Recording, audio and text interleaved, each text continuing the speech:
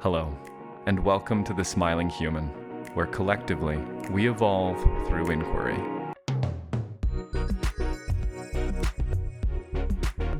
Hello, everyone, and welcome to this episode of the Smiling Human podcast. My name is Oak Mountain, and I'm your host. This episode is a little different than the other ones, as this is a monologue episode where I attempt to distill and summarize the wisdom that was captured in the prior 3 interviews. These being with Dolphin Casper, Michael Bates, and Deus Fortier, all exploring meaning and the masculine. I hope you enjoy. Fantastic. So, as this is slightly different in terms of the format from our previous episodes, I thought it would be prudent to introduce the topic or thesis for this episode, and that is, how can modern men navigate the complexities of masculinity and societal expectations to foster personal growth, meaningful relationships, and societal harmony? Now, in order to answer such a big question, I have, let's say, 6 guideposts for this episode. And I have generated these guideposts based off of the conversations of the previous guests, those being Dolphin Casper, Michael Bates, and Deus Fortier. Now, for those who've listened to all of those episodes, these topics will not be unfamiliar. And for those who haven't, well, I'm sure you will glean value nonetheless. Without further ado, the first question I'd like to address today is, how can modern initiation rituals be adapted to suit contemporary society? One of the biggest questions that comes around when we're looking at ritual or rites of passage is the idea of purpose. Why is it that we had rites of passage or rituals, and what is it about them that makes them necessary for men in particular? Well, before we look at the ancient rituals, I think it would be prudent to look at our current rituals or rites of passage, should we even be able to say we have any in modern society. Looking back at my own life, I can note a few culturally instantiated rites of passage as a man.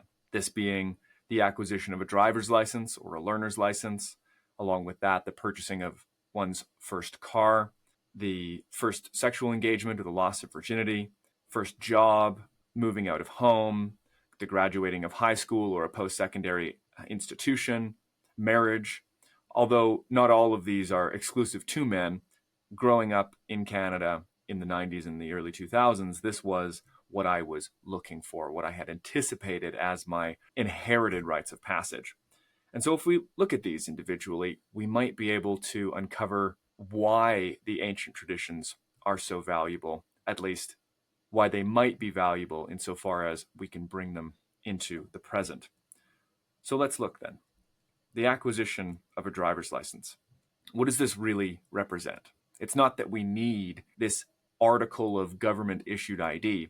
It's not the object itself. Obviously, it is a symbol of something else. It's a symbol of, well, first of all, competency. I am able to operate a motor vehicle. This competency is then also a mark of maturation. I have mastered my body, my mind well enough to be able to pass a series of tests, which is a mark of ritual and initiation, such that I have been permitted by an authority, be it the government in this case, or perhaps previously father or tribe, to partake in what might be a dangerous responsibility, the operating of a motor vehicle. Secondarily, it is an expression of freedom. One can move at one's own will and is no longer bound by the rigor or regulations of the family unit. I can get in a car, I can go see my friends, I can go and do these things, presuming we have our own. And so the note around this is that we can distill out, at least from this one example, and we'll look at a few more, that there are presuppositions of value inside of these Western modern rituals or rites of passage. We value competency, we value maturation, we value achievement, which is the passage of the test, and we value freedom and autonomy, all of which are acquired in this first particular example. I think that the purchasing of a car is probably quite similar. We don't need to go fully into the acquisition in that aspect. Although I will make one point of note, which is to say the presupposition of value points us, when I'm speaking specifically to buying a new car, towards the idea of material wealth. And this is a bit of foreshadowing, because as we get further into this discussion, that the acquisition of material wealth is in some sense an instantiation of the capacity to provide. The ability to obtain something of value is a mark of competency and a mark of maturation. So that reiterates it in that sense. In the other sense, we have at least two other points within this developmental trajectory that are relational, exclusively relational. And this is the mark of the first sexual experience and the mark of matrimony, or taking a lifelong mate. Why this is seen as a rites of passage is because, and rightfully so, boys don't have sex. Men have sex. Boys don't father children. Men father children.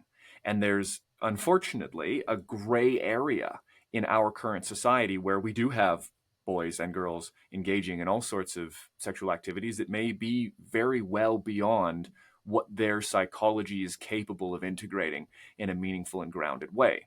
So perhaps you are of the same ilk in recognizing, perhaps intuitively, that there is a distinction there, that sexual maturity is one element of the maturation of the psyche of men. It marks as well, when one has this sexual encounter or is capable of finding a lifelong mate, that the masculine essence, the value of that being, is recognized and selected. And again, this is a test in some sense, because when we are inside of our familial units, what do we have but the unconditional love and support of the women around us, be it our mothers, our sisters, our aunts, the collective kin or tribe. But when we start to have this burgeoning exploration into the sexual dichotomy and sexual exploration with the opposite sex, what we find is the exclusively conditional aspect of the other. That is to say, we move as a part of the development from boy to man, from relating with the feminine as an expression of unconditional love and acceptance to the feminine as exclusively conditional in terms of its acceptance and its love. And the way that the internal system of the boy or the young man integrates that change, I believe, is one of the valuable marks of that particular rites of passage. And for those who haven't already heard it, my conversation with Michael Bates touches on this in depth, and as well as my conversation with Deus Fortier as we speak about sexual maturation for men. So that's a very powerful piece. Now, although it is not exhaustive for our modern expressions of rites of passage, I think at this point it would be prudent to look at some of the ancient rituals. And this is not going to be an exhaustive list of ancient indigenous practices or wisdom traditions that have brought boys to men, because we would be here for several episodes and perhaps several days. What I will say is that one thing that all of these ancient rituals had in common is they serve the purpose to transform the psyche. That is to say that the one who enters into the ritual is not the one who leaves it. There is something fundamental, transformational, and almost alchemical, if you would grant me that, in the process of this rites of passage. What is it that one gains, or what is it that one loses as a boy to become a man? Well, I'm reminded of the works of Robert Moore and his associate, I can't remember his first name, Gillette, I believe is the last name, in King, Warrior, Magician, Lover, as well as in Iron John. And these ideas that even in the grandest and broadest sense of the mythos, that we lose aspects of our boyhood in order to become a man. That loss is one that induces fear. It can be scary. Sometimes it's marked physically by scarring, the losing of perfection of the body, tattooing, the chopping of hair, or the removal of a tooth, as an example. And what is it then that it is exchanged for? What is this boyhood, this dependency, this lack of maturation exchanged for when one passes through this gate in terms of the transformation of the psyche via a rites of passage? As far as I can see it, there is an undergoing of preparation that these rites mark.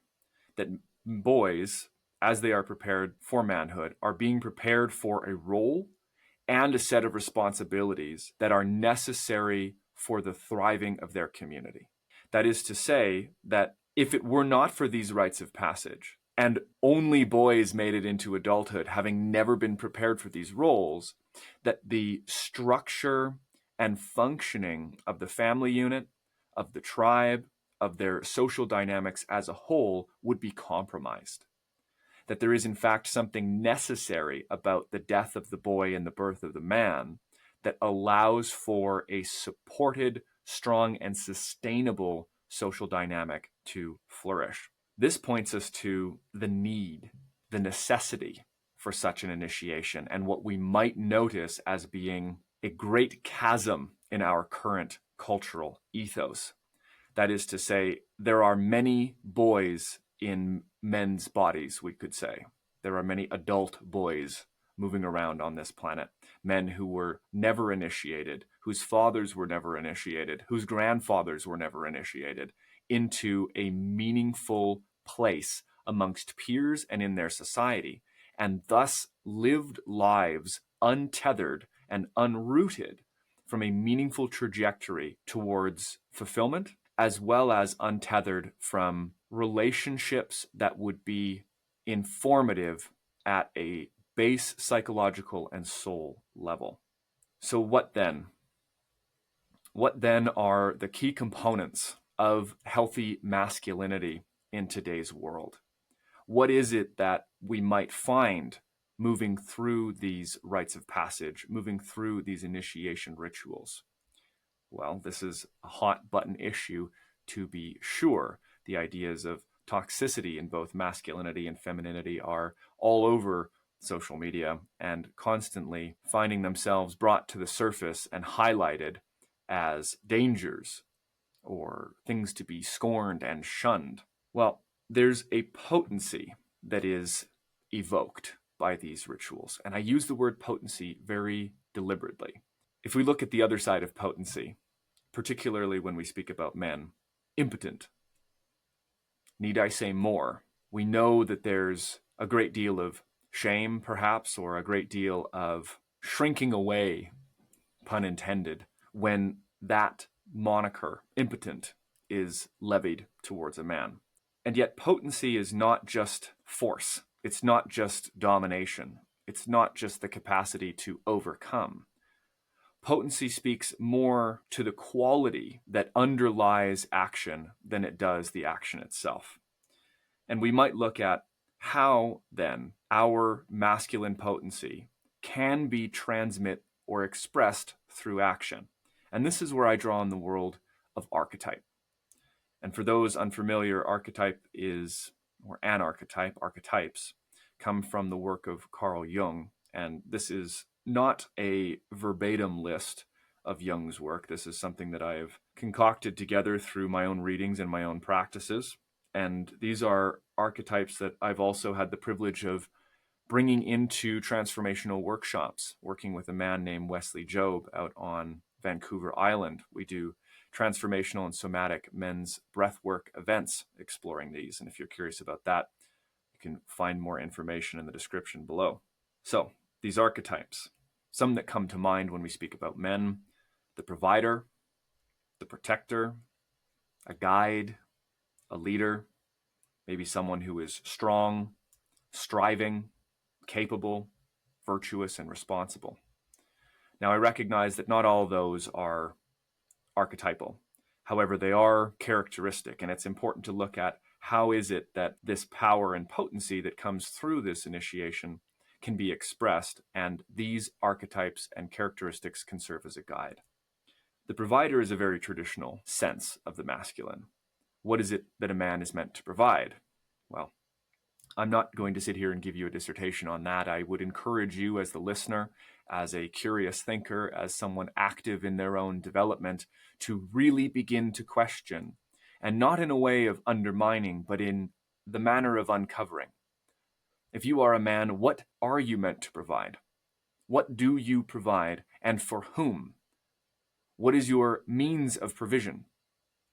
Perhaps the first thing that comes to mind is finances, money, cash. Well, this is but a symbol of value. Money only allows us to get those things that are life-affirming, life-preserving: food, shelter, medicine, and the like. And so the capacity to provide is, at its core, the capacity to support the flourishing and growth of things that live. This is what we provide. We provide that which is life-affirming and life-supporting. Perhaps this will broaden our picture. In the same vein, the protector is not protecting the unvaluable, things that we are disinterested in, or things that hold no merit or concern, but exactly the opposite. The energy of the protector is not only one who is willing to stand up and to protect, but also has the capability and the discernment to recognize what is valuable inherently. That recognition is only one half of the puzzle. The other piece, as previously mentioned, is the willingness and strength to act in protection of that which is valuable. And by our previous explorations of the provider, we can see too that that which is valuable is life-affirming. It is life-supporting. We might say that this is our resources at a very fundamental sense: protect the food, protect the water, protect the lands that provide it, that house and home our more than human kin, to protect the innocent, to protect the truth, to protect the structures that allow for the healthy flourishing of children and societies and relationships. These are all aspects and expressions of the protector. But we can look out at our world currently, and maybe you see this, maybe you don't, but I know I sure do. I see what seems to be, in some circles, a railing against or a rising against this natural masculine inclination. That there are those who say we need not be protected. We might know the saying, "I don't need no man," as we might have heard before, and we need only spend a short period of time on something like TikTok or YouTube Shorts to see that there are plenty of people out there who genuinely believe that men are not necessary, that this intrinsic drive to protect and provide is not necessary. And this points us to a shift in societal expectations. And I don't want to offer the imposition that these expectations are universal or unilateral or even popular, but they are present. And so we might ask ourselves then, how is it that men can balance these more traditional or even ancestral masculine roles with these evolving societal expectations? It's a fantastic and potent question for all men. And one of the pieces that comes to mind initially is a part of the conversation I had with Dolphin Casper in episode 1. And something that Dolphin said, I'll paraphrase here. He said, "Now more than ever, men are able to do what women have done, and women are able to do what men have done." And it was Dolphin's disposition that this was a net good for us as society. And I think that inherently there is no wrong or harm in the availability for men or women to inhabit the previously exclusive roles of the other. Inherently, I don't think there's any harm in this. However, one thing comes to mind that I wanted to share here and emphasize, which is the need for those roles to be occupied and the capacity that occupying those roles requires, and the consequences of occupying those roles for society are all still necessary. That is to say, if one moves away, if a man moves away from a role that would have been his, then that creates a space that needs to be filled socially. That if it goes unfilled, we find a lack of stability, we find a lack of consistency, a lack of sustainability in terms of relationships and societal strength. That is not to imply, though, that every time a man does something traditionally feminine or that a woman does something traditionally masculine, that there's a vacuum created that is undermining the strength of society. This is not what I mean to say. But rather, that weight that would have been carried by the individual needs to be carried and will necessarily have to be carried by someone else. And this is why we see the shifting in polarities. More women moving into the education sphere, which was typically dominated and historically dominated by men. More women CEOs moving into high-performing career paths. Less women, and men for that matter, having families. All of this is a shift in polarity, a masculinization of the feminine. And in equal kind, we see the feminization of men. We don't see the kind of strength, valor, respect, and chivalry that once was the dominant current in our culture. Is this a direct expression of the feminization of men? At least in part, I would say yes. And for those listening, I would assume you recognize that this is not by any means a demonization of that which is feminine. It is just a recognition that when the poles shift, balance will need to be found. And how that is found will look differently, but it will definitely, however it is found, have an impact on our social structure. There are core energies at play in society, psychologically, spiritually, and in relationships. And in order to balance this inherent drive that many men have to be the protector, to be the provider, to be the one that is a leader who is virtuous, responsible, admired, and respected, what we need to recognize is the necessity of insight. And what do I mean by this? Insight takes us from ignorance into knowledge, and perhaps into wisdom. And so I would invite you, to the listener, be ye male or female, to have a look around. Have a look around at your own life, at your relationships, at society, at your work, and notice where your expression of masculinity is showing up. Where is it active? Where is it needed? And what is it that is innate to you that drives this compulsion? What is it that you can provide in those spaces? This runs along the same current as a quote from one of Jordan Peterson's book.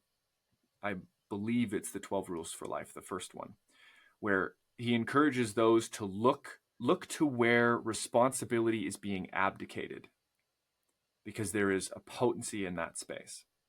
And when we have this neutralization, this androgenization of the spirit of humankind, we do, as a consequence, find ourselves faced with the abdication of responsibility. These responsibilities would be the ones that we would have been prepared for, at least in some sense. Although our current state is different, it is not that we are operating in the same ancestral spaces, and the needs are in fact different. But the need for your capacity, the need for your insightfulness, for your virtue, for your strength, that has not changed. What has changed is where and how that can be provided. And so once again, where is it that your masculine essence is active? What is it that you can provide? And who and how are you responsible for leading? As the first half of our show sets in, I wanted to thank you for listening to the Smiling Human podcast. This show would not be possible without the support of listeners like you. Liking and following on YouTube, sharing with a friend, or following on your local podcast app are all easy and simple ways that you can support this show and help it grow into the future. If you do want to support this show directly, you can consider becoming a patron at patreon.com/thesmilinghuman. Patrons get perks like early access to all episodes, behind-the-scenes content, and access to live Q&As with me. If this feels within your means, then please consider becoming a patron. Now let's get back to the show. Those invitations to look around you and to tune in to what it is that you can bring and what it is that you are bringing are all rooted in curiosity. And curiosity came up in the conversation with Dolphin Casper and the role of curiosity. And I wanted to use this as a bridge to investigate how curiosity can be used as a tool to deepen connections and to understand diverse perspectives. Now, I'll caveat this by saying the capacity to understand diverse perspectives and to engage and foster deep connections might be an expression of our responsibilities as men. That there is little good done by the boy or the tyrant who locks himself in a castle alone with his own thoughts. That being open and receptive and willing to receive new information and to be changed by that is in fact a balanced expression, not just of masculinity, but of humanity as a whole. What I mean by that is curiosity depends on an openness to the world, an openness to others, to new ideas, and a willingness to actively seek that. And this is a beautiful balance of the yin and yang principles, the principle of receptivity and the principle of action in acquisition. When I note the responsibility of being open to diverse perspectives, what I'm drawing towards is the responsibility of transformation. And these questions that we explored earlier, what is my masculinity providing? Who and how am I responsible for leading, as an example? These are invitations. An invitation based on the idea that how you are right now, or how I am right now as a man, is not complete. And not in a sense that you're not whole, but there is rather room to grow always. And that this room for growth and that space where we end up when we grow is more valuable than where we are now. And I want to note that it's important to distinguish that I'm not saying you as a man are not valuable, that you do not have worth, because there's a difference between worth and worthiness. Worthiness is your inherent characteristic to be deserving of love, respect, kindness, etc. But worth is a measure of value, and we can measure the value of action. And we can measure the value of the action of a man by the quality of the consequences that follow from those actions. And thus, if you look around you and you notice that your expression of provision or protection are underactive, then we can say there's a more valuable expression to be found, to be developed, to be had. To embody such an expression is to recognize the necessity of bringing value. That is to say that it is inherent in us to be capable of bringing value, and it is incumbent upon us to bring forward the greatest value that we can into the world. And thus, by recognizing our room for growth, recognizing the capacity our mind, body, and soul has for transformation, and taking action thereon, we are now active in actioning that responsibility, in fulfilling that responsibility. Insofar as this relates to deep connections, we as men do not exist in isolation. As noted at several junctures in the first half of this episode, we are a part of relationships, be they with mates, with family. We serve a role in companies, in society, and in the world as a whole. And thus the capacity to relate is an expression of capability. And what do I mean by this? Well, a degree of humility is needed when we're on this journey towards the development and application of matured masculinity. And it requires us to not only recognize who we are, how we are, and where we are now, but also where we could be, who we could be, and how we could be. And one of the things that I find so deeply valuable about relationships, about connections, kinship, friendship, is that these are means by which we come to know ourselves more deeply. We will find parts of ourselves, parts of our masculinity, parts of our joy, parts of our sorrow, perhaps, compassion, and the like, when we connect with others.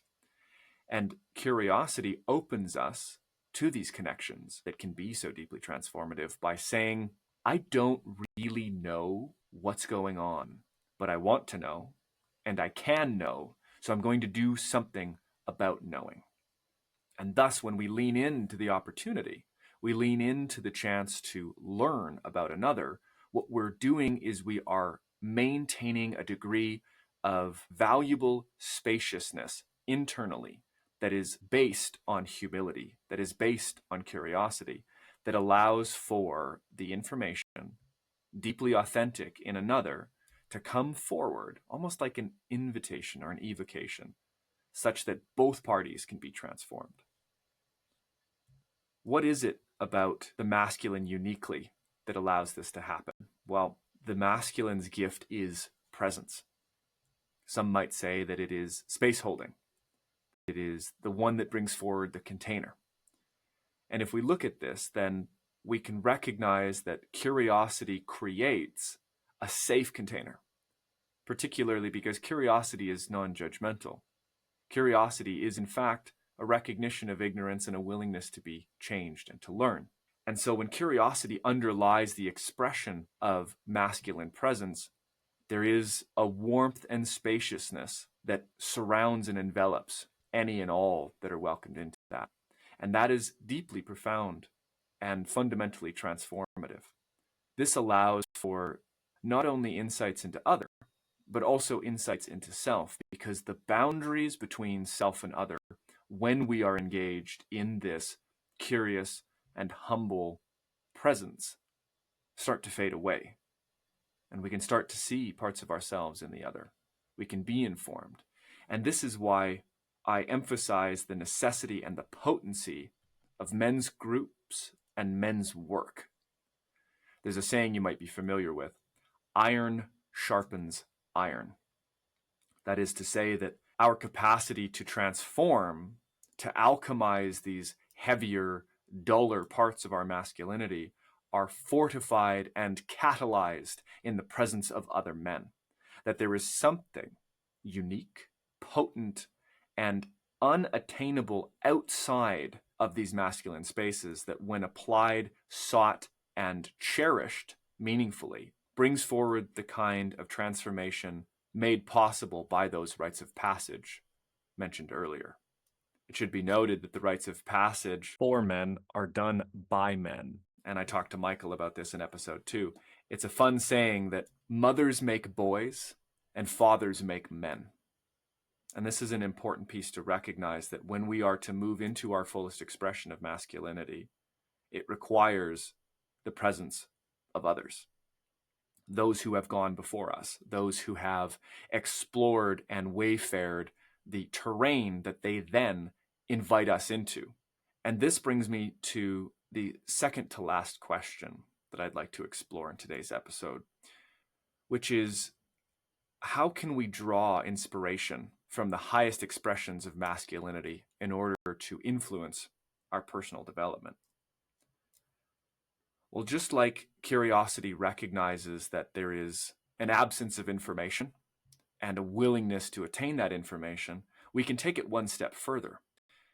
The journey to the value that curiosity recognizes or intuits to be there is a journey that requires orientation. It's a journey that requires aim. That is to say, if you are to go searching for gold or a hero's quest, or even to find berries in the forest, you have to have some sense of where you're going. And that sense of where you're going can be inherently informed by those who have been there before. Forgive me for stating the obvious, but it is imperative to recognize the value of the men and the traditions that have come before, such that they can, despite the contexts being different, inform us as to a meaningful way of aiming or striving towards these greater expressions of masculine development. Speaking to the necessity of aim, it also speaks to the inherent quality of striving that I see in the masculine spirit. We call them go-getters, perhaps, or those who are motivated, who are capable, who are active in this getting energy. And there's nothing to be said about the getting of material here, because it's not a book or literal gold or a prize atop a hill or a crown or a woman that is attained here. Rather, it is the gold of the spirit that is obtained through and only through following this meaningful trajectory towards wisdom. And it is towards wisdom, because knowledge is a data set. Knowledge is ideas. Knowledge is information, accurate and true information. But wisdom is that information instilled with a spirit that understands applicability, it understands context, and it understands why that information is important and meaningful. And the only way that we come by this wisdom is through the trials and tribulations birthed along this journey. Now, some of you might be saying, he hasn't said anything about the hero's journey yet. Why hasn't he mentioned the hero's journey? Well, here's a powerful piece for you. The hero's journey is a boy's journey. It's not a man's journey. And this is one that is often misconstrued in common parlance, where we talk about men, being on the hero's journey. Oh, the hero's journey. The hero of 1,000 faces. God bless Joseph Campbell. God bless Carl Jung. Thank you for this information. But, and here's the rub, the hero's journey is the means by which the boy becomes a man. And when the boy becomes a man, the hero is home. He has become the hero. And this is the key piece to recognize, that we're not walking this with our matured masculine pieces.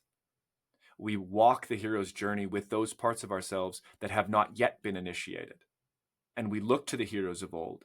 We look to the myths of antiquity. We look to the wisdom traditions of the indigenous worldwide and ask, how can these disparate parts of myself finally come into integrity and wholeness such that I need not be on the hero's journey anymore, and I can take up my rightful throne, that is the kingdom of my manhood, and bring forward the richness therein into my relationships, into the society that I find myself in, and fill the roles that I am given and fulfill the responsibilities that I have with that same richness that is gained from this maturative process.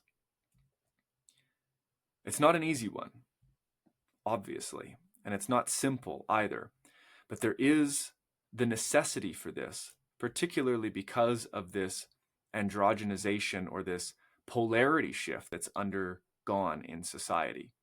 And what's so bloody ironic about this is that we have a decrease in polarization between men and women, and yet we have an increase in polarization between the attitudes that find themselves expressed culturally.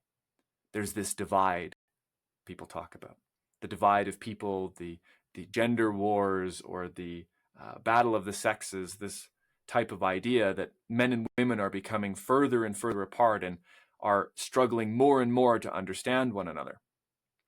And so the final question that I'll put forward today is, what can we do to overcome these societal divisions and polarizations, particularly as men? First off, I want to caveat that there is a risk. There's a risk to polarizing into the masculine. There's a risk to expressing your masculine essence in this world. There's a risk to embodying and expressing these powerful parts of you, or these non-matured parts of you, or these ragged and rough and unforeseen shadow parts of you. There's always a risk. The risk is, if done with force, then the good that could come will be lost to the damage that follows. And I want to draw a distinction here between power and force. Power is a natural phenomenon. Power is, in some senses, non-distinct from life. The ability and the natural essence that moves atoms, that builds stars, that has the intelligence to maintain all of your metabolic functions and the order of all creation that is present in you here and now, that's power. Force is more of a push. There's resistance. There is a lack of wholeness. There is one acting against the other. It's based in separation, where power is in alignment with wholeness, the implicit wholeness of you and of creation. And so when I say there's a risk to this expression of masculinity, I have seen what happens when men force what they believe and perceive to be a quote unquote pure expression of masculinity out into the world. There's rigidity, there's ossification, there's a lack of adaptation, and there's an unwillingness to waver from what has been declared to be a fundamental or axiomatic truth of manhood and humanness. If one is incapable of adaptation, you do not survive. And rigidity is not an expression of matured masculinity. In fact, it is more akin to a tyrant or a young boy or a toddler, for those who have kids, nieces and nephews, in the 2 to 3 range. We know what that rigidity is like. No, and there's no way you can make me. That's the spirit of it. Not only this, but there can be condemnation, a judgment towards the idea that anybody else's perspective is wrong. And this harkens back. This harkens back to curiosity as a necessary underlying factor for this maturation process. And the more we align ourselves with this transformative power, then the division inside of ourselves that creates self and other, in and out, begins to fall away. And when it falls away inside, then that same dissolution will be found externally. What would it be like, imagine for a moment, what would it be like to live in a world where all those who inhabit their roles in society recognize the inherent wholeness of themselves, that recognize the inherent wholeness in another, that recognize that the difference between men and women, between masculine and feminine, is not one of division, but one of balance. That is something that we can do internally, that you can do internally by maintaining a clear aim and an open and curious heart and mind. And this takes me to what I will close on today. And it's a quote that I pitched to Michael. And we spoke about it in the conversation in episode 2, and we also spoke about it on his Remasculation podcast, which you should check out if you haven't already heard. And that's the idea that your masculinity develops as your present moment awareness develops. That is to say, the nexus for all growth, for all transformation, for all communion with meaning is present moment awareness. And although we can populate this present moment with curiosities about the future, with reflections and insights on the past, inhabiting this moment is the most courageous, the most powerful thing that you can do as a man if you desire to bring forward the kind of change and potency that you believe to be possible within your soul. And with that, dear listener, we've come to a close. Thanks for listening to this episode of the Smiling Human podcast. If you enjoyed it, please consider liking and subscribing on YouTube or giving a follow on your local podcast app. I know I said it in the mid-roll, but I'll say it again. If you'd like to support this show directly, you can do so at patreon.com/thesmilinghuman. You'll gain access to perks like early access to episodes, behind-the-scenes content, as well as access to live Q&As. Also, I've just produced an insight journal and I want to give it to you for free. You can find access to this month-long personal development journal in the link below. This is in the show notes or in the YouTube description. Also, if you feel inspired by the sharing that has taken place in conversations like this and you want to work with me directly, you can find a link to a free call below. Thanks so much for listening. We'll see you again.